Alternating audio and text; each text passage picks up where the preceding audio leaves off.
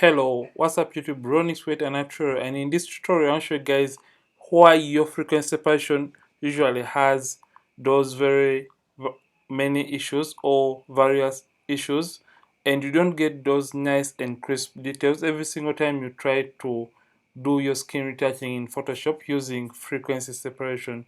So I'll show you guys the mistakes you could be doing and how you can easily get over those tiny mistakes that are going to improve your skin retouching if at all you get rid of such mistakes. So basically, I just want you guys to first of all hit the like button on this particular video because it's going to transform your photography and your retouching skills, especially for those of you that use frequency separation as a technique of skin retouching. So let me first of all give you that moment to hit the like button on this very video so that YouTube can recommend it to so many people out there. So when you're done hitting the like button, I'll continue with this tutorial. Anyway, hoping you're done hitting the like button, let's click now to start and understand the concept of frequency separation. So basically, when you're doing frequency separation, we have to divide the image into the high layer and the low layer. So basically, the high layer is going to be containing the textures and the low layer is going to be containing the colors. Okay, let me just put this in a real life example. So when you touch your skin, you'll be feeling textures, meaning it is the reason as to why the texture layer in frequency separation is always on top of the colors. So you can't feel the color when you touch on your skin, you feel the textures first, meaning the colors are going to be below the textures. So that is basically what we do when we're working on the images using frequency separation. So I'm just going to be using an action because I have so many in-depth tutorials about frequency separation, and those interested in purchasing my actions, for example my retouching essentials pack, it is on a discount. You can check the link in the description of this video to be able to get these actions that are going to be helping you fasten or quicken your skin retouching process. So I'm just going to come to actions right here, and I'm going to look for my 16-bit action. So the reason for choosing this is because I have 16 right here. So I'm just going to come to the actions and play my 16-bit action. So this is the point whereby most of you guys tend to go wrong when it comes to using frequency separation. I have some friend of mine who just started photography recently, but every single time they are trying to use frequency separation to retouch, they tend to put the very same values for each and every image, which is wrong. So let me tell you something. Different images out there usually have different textures, or different people have different textures on their skins, and the other factor is going to be the megapixel count on your cameras. So if at all a camera has a higher megapixel count or megapixel count, it means that it's going to capture more detail than that one that has low megapixels. So you have to make sure that you don't cram this radius, because this is going to determine the overall skin texture in your image. So this is the very first mistake most of you do. So like, I've been getting so many complaints in my inbox or in my DM on Instagram, whereby most of you tend to cram this radius. So maybe you have watched my tutorial and you see me putting a radius of maybe 10, and you want to put the same radius to your images. You are not going to be able to get the same results like I do. So I'll show you guys how and the best way to achieve those nice details in the skin, especially for those that shoot and retouch beauty images and love to use frequency separation. So when you reach this step whereby you have to blur out the details from the skin, it means that you want to eliminate the details. But remember, the details that are going to be eliminated from here are going to resurface in the final image after you have done the skin retouching on it. So let me show you guys an example. So like in my tutorials, I usually show you guys that you have to look for that area that has prominent skin details. So look for that area that has prominent skin details. I know I'm repeating so many things in this tutorial, but the reason for that is I just want you guys to understand each and every step and why we do certain things when you're doing frequency separation. So we have the option that says zoom in and zoom out. So look for that area that has those very prominent details. So for this case, if at all I am to zoom in this image, you can see that those details are embedded on this particular area of the model skin. So I'm just going to hit Command minus to zoom out. So you have to move this up to a point when you're losing out. So you have this kind of preview. So when you click here, it is going to show you that preview in this kind of window that says Gaussian blur right here. So when it comes to this radius, just make sure that you left click and move slowly as you're looking at the details right here. Just move it slowly. Don't just drag it all the way, because we just want to move these details up to that point when they immediately start disappearing from the image. So that is why we have to stop. Move this radius up to a point when the prominent details are just starting to disappear from your image. That's why I said you shouldn't cram this radius, because different models or different clients that you're going to be shooting are going to be having different skin textures or different levels of skin texture on their skins. So you have to move this slowly as you're looking right here, and you have to stop at that point when you're starting to lose out completely on the most prominent texture in the skin. So just move as you're looking right here, and just move it just like that. I hope you're seeing that we are now losing out, but they are not completely lost out. So right here, all the textures have been blurred out. If at all I am to move around this image, it means that when you lose out on the prominent details, there is not going to be any single detail in the skin that is going to be left in your images. So this basically means that you're going to be having those nice details after blending or evening out the skin tones or the color in the skin area of the model. So just come and hit OK. So when you understand that, you're going to be able to get those details back after your retouching process, and you won't be having those kind of bumpiness in the skin after doing your skin retouching. So after doing that, I'm just going to close this for a meanwhile. So after doing that, usually when I'm doing frequency separation, I usually have a black and white layer. This is more of a help layer to show me the areas that are uneven. But if at all you don't have this in your action, well, I got you covered. You can simply turn this off. So we have two different people that use frequency separation. The very first kind of people is those that prefer to use only and only the lasso tool to do the frequency separation. Well, a lasso tool is a very nice technique for doing skin retouching when you're using frequency separation. Yeah, I always recommend it. But if at all you want a really nice and beautiful image that doesn't have those kind of bumps or bumpiness, you have to learn how to use the mixer brush tool.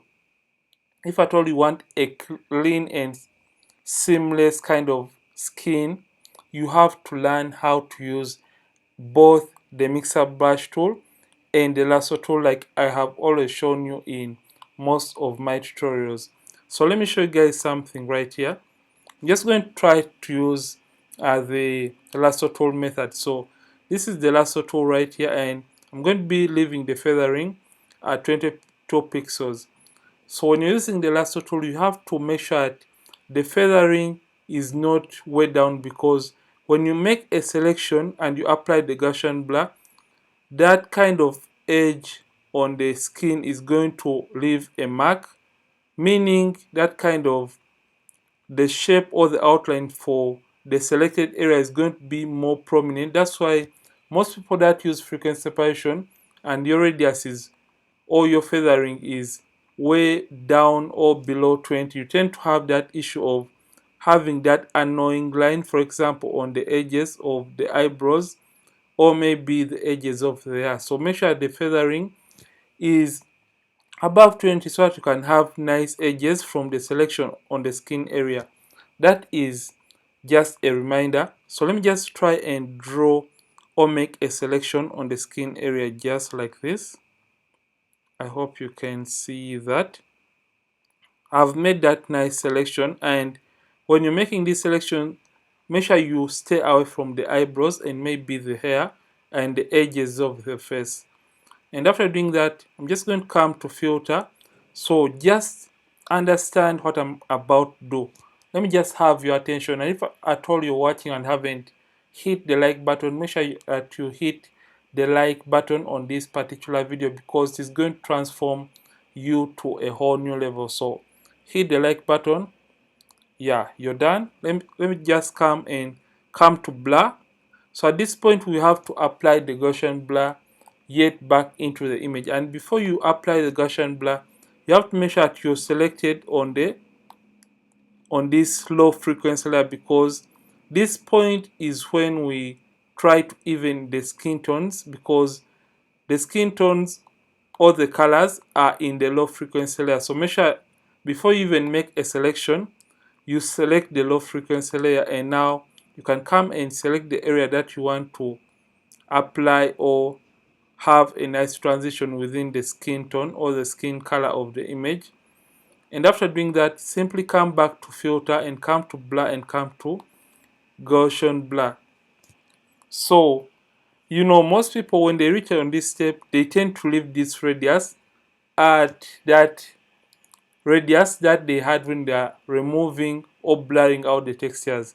What this is going to do, it is going to leave that kind of bumpiness within the skin tones of the model. I hope you can see this kind of bumpiness.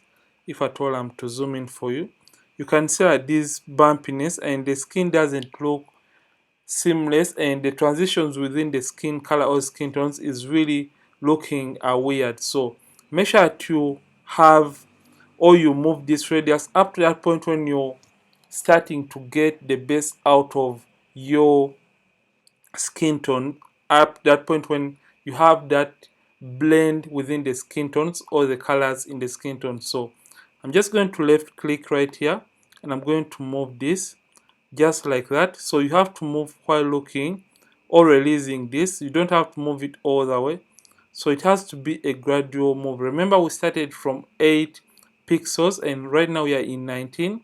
So just move it up to that point. So I think at around 24 we have a nice transition within the colors of the model right now. So let me just hit OK just like that, and I show you guys.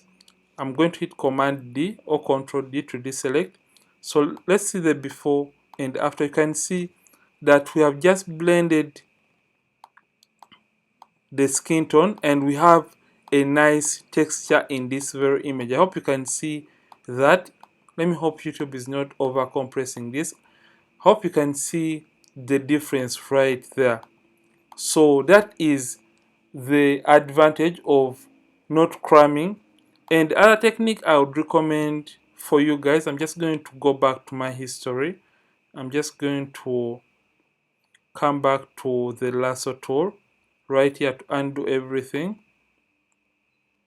So I'm going to undo that. So the next thing, or what I wanted to recommend to you guys, is learning how to use the mixer brush tool. Because when you're using a mixer brush tool, you're going to first of all paint well, and you blend this kind of bumpiness or patches within the colors of the skin tone. And after that, you can now incorporate the lasso tool on top of this. So let me show you guys how you can use the mixer brush tool and as well incorporate like the lasso tool to have nice and details. And I'm going to share with you guys a hack that you can use to have the best out of the skin texture and the colors on the Gaussian blur radius step. So I'm just going to come to the brushes and I'm going to right click under the brushes and select the mixer brush tool. For other versions of Photoshop, you may find your mixer brush tool down below here. So what I want to do, I'm just going to come to the image, and before I come to the image, make sure that this is selected on the low frequency layer. Remember, skin retouching, we have to deal with the skin colors or skin tones that are embedded in the low frequency layer. I hope you can see this layer. So you have to set up this paint brush. I call it a paint brush because we're just going to be painting on the skin tone. But for it to produce the best results, we have to set it in the best way possible. So in order to set this, we have to simply come down here and drop down and make sure it is a clean brush. So we have two options right here which say load the brush after each and every stroke, and the second one is basically doing the opposite, clean the brush after each and every stroke. So when we are painting on the skin tone, we just don't want the brush to color from one area to another, so we have to select the second option right here. And the next thing is going to be the wetness. I prefer a wetness of 9 and below because this is not going to be spilling color from one area to another. It's like when you're mopping and the rag is too wet and it has so much water in it. It means that every area, maybe you're trying to mop a dirty area, it means that that is going to gain more water in it and is going to spill over to places that were not be or were not having that in the first place. So make sure this is a low wetness, which is 9%. Load is 75, mix at 90, and the flow at 100%. So remember, we are only working with the low frequency layer. So make sure sample all layers is not checked right here, because we don't want to carry information or texture from this layer and paint it on our low frequency layer. And when you're done doing that, for those that usually ask for the hardness, let me just show you guys the hardness for this. For my brush, the hardness is at 0, meaning it is a soft, round mixer brush tool. So after doing that, we want to see every area that has uneven skin tones in the image. So what I usually do, you can as well use the black and white as a whole player, and in this way you can see every area that has those uneven skin tones. But you can as well turn off the black and white if at all you don't have it in your frequency separation action, and you can simply turn off this high frequency layer, and in this way you can be looking at those uneven skin tones well. So when you increase on the brush size by using the box brackets on the keyboard, you can now start left click and hold down and start dragging your mouse or cursor or whichever tool you're using to do your retouching and paint it just like that. So as you're painting, make sure to paint the areas that have maybe similar color casts or similar tones together. So just mix them right like that. I hope you can see that. I hope you can see everything in real time when you're working with the tones or the textures turned off, so you can see every area that you have not blended or evened out quite well in the image. So make sure that you do that. Let's just do it on the forehead because I don't want this to be a very long one. So just click and paint. So it may be looking like a little bit plastic, but I want to show you guys what this does. So after doing that, you can see that everything right here is really nice and smooth. So when you come back right here to the high frequency layer and you turn it back on, you can see that this area has really been evened out quite well, and the skin tones are really looking nice and seamless. So let's see the before and after. This is the before and this is the before after. You can see that we have just gotten rid of this patch right here. I hope you can see this area. When I turn this on and off, you can see what we have just done to this very image. And that is the advantage of using the mixer brush tool. So after you have worked on the overall skin, you can come and simply select the lasso tool and also add that on top of your mixer brush tool. So let me show you guys what this is going to do. So this is going to be like refining the areas we haven't blended quite well. So we are humans and we can't see particular areas well. So we're just going to come here and make a selection like that, like the way an area is shaped, and come back to filter. And here I'm going to share with you guys a hack that I use. It is just simple mathematics. So come to filter blur and come back to Gaussian blur. So remember we had a radius of 8 initially. So when you multiply 8 by 3, I guarantee the skin is going to be having the best texture ever. So for whichever radius you may have used when you're applying your frequency separation, multiply that radius by 3, and 8 by 3 you get 24. So I'm just going to delete 8 and type in 24, and you can see that this area really has that nice and crisp skin detail. And I'm just going to hit OK. So let's see the before and after for this image. Command D or Control D to deselect. So you can see the before and after, before, after. I hope you can see the difference right here. And the other mistake I usually see you guys do when it comes to those that use the lasso tool, if at all you're using a mixer brush tool, you can simply come, for example, on the nose area, you can simply come and maybe turn this off to see where to blend and where not to blend, and just come and blend these shadows just by moving this in a top-down area of kind of formation or format, and move it down to this other area of the nose, and you can still have the original shape of the nose, and you can just incorporate it with the highlight just like that. So you have to move your mixer brush tool depending on the way or according to the way an area is shaped. And when you turn this back on, you can see the before and after, before, after. But when it comes to people that use the lasso tool as a technique of frequency separation, when it comes to a nose area, do you know what they do? They simply come to the lasso tool, and since they feel like they don't have time to do skin retouching, they're just going to come and select the whole nose just like this, and come and apply the Gaussian blur. So look at this nose right here. The nose is going to be looking weird first of all, and it's going to be looking flat, and we have lost out on the original shape of the nose. That is a very big mistake in skin retouching.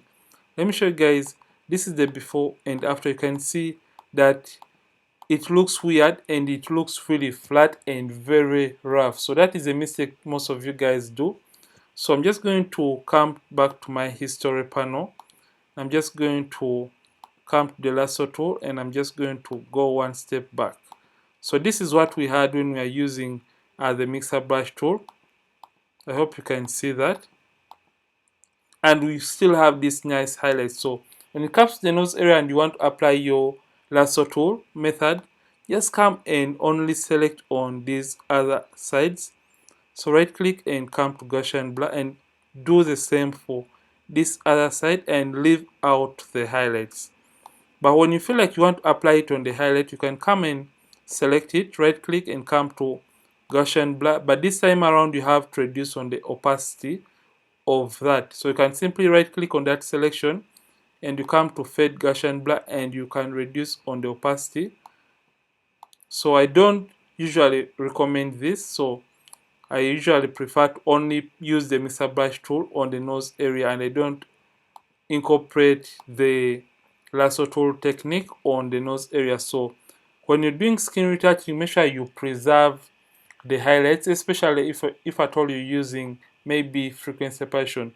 So leave the highlights in the image and preserve most of the shadows, and in this way you're not going to be having a very flat image when you're doing your skin retouching or after you have done your frequency separation on your images.